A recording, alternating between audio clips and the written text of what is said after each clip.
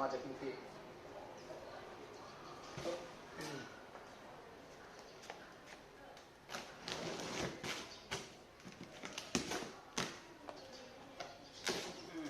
รู้ทางในมันมียัง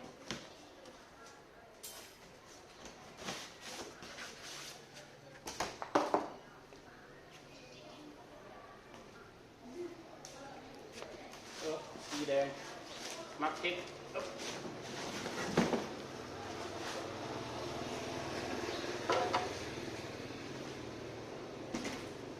มือ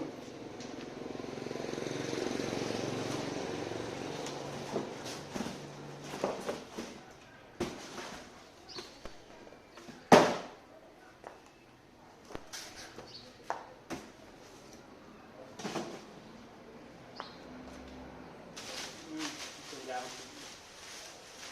อย่างดีเลย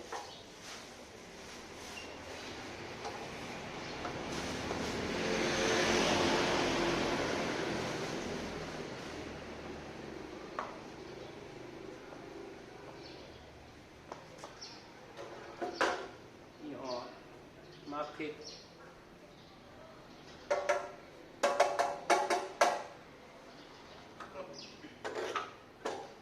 ง่วงจับ2 บอลนี่บอลหิวมันตัวนี้บอลเกาะสไลด์มันบอลตัวนี้ดึงคือบอลเล็ก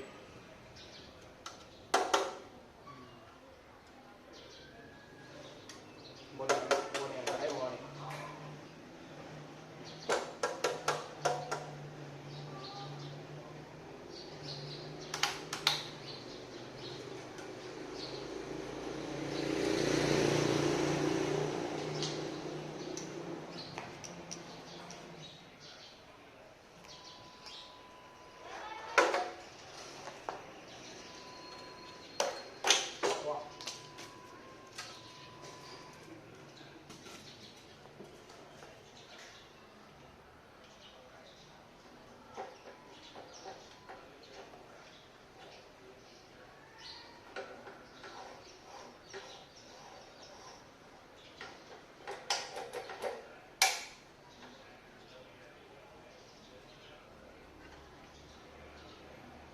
โบมียังแถมโบมีกระแจแถม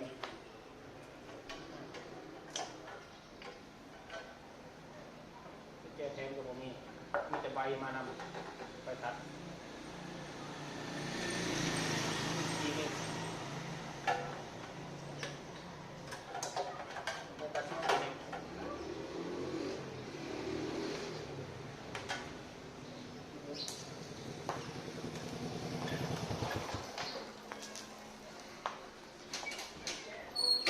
ตัวนี้เป็นที่แล้วก็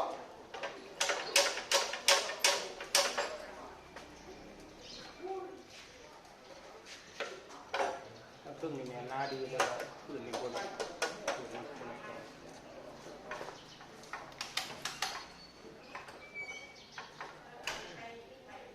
ลองดู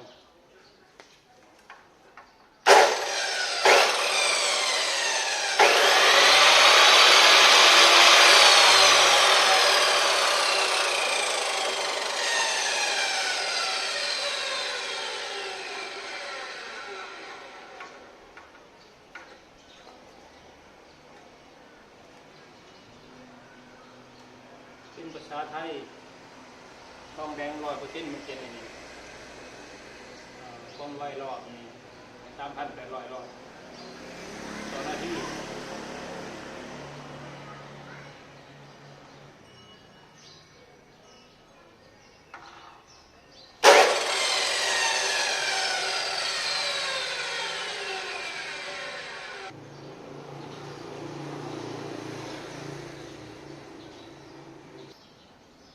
ตัวปรับองศาหรือปรับยากมาอย่างนี้แกตัวใหญ่ธรรมดาน่าจะเป็นรูปเหลี่ยมตัวนี้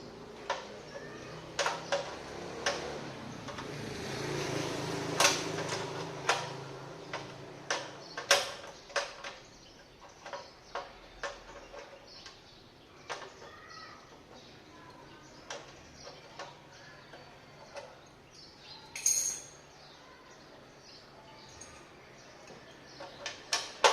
เนี่ยใส่กุญแจมันเป็นลูกเหลี่ยมมันจะง่ายกว่านี้น็อตตัวนี้สำหรับปรับสูงต่ำตัวนี้บ่ให้ไวตัวนี้ลงเร็วไว้ปรับเอาตัวนี้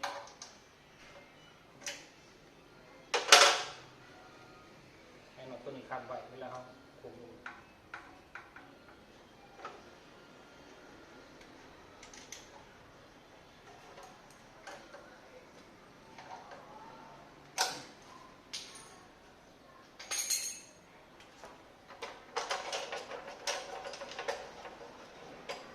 เป็นมุ้นเอาตัวนี้กระชากหนูธรรมดามันมีอันเมือกเลยง่ายกว่าที่ลองตันเล็กคือติดเตาเราเหมือนเตาไฟฟ้าเตาไฟฟ้า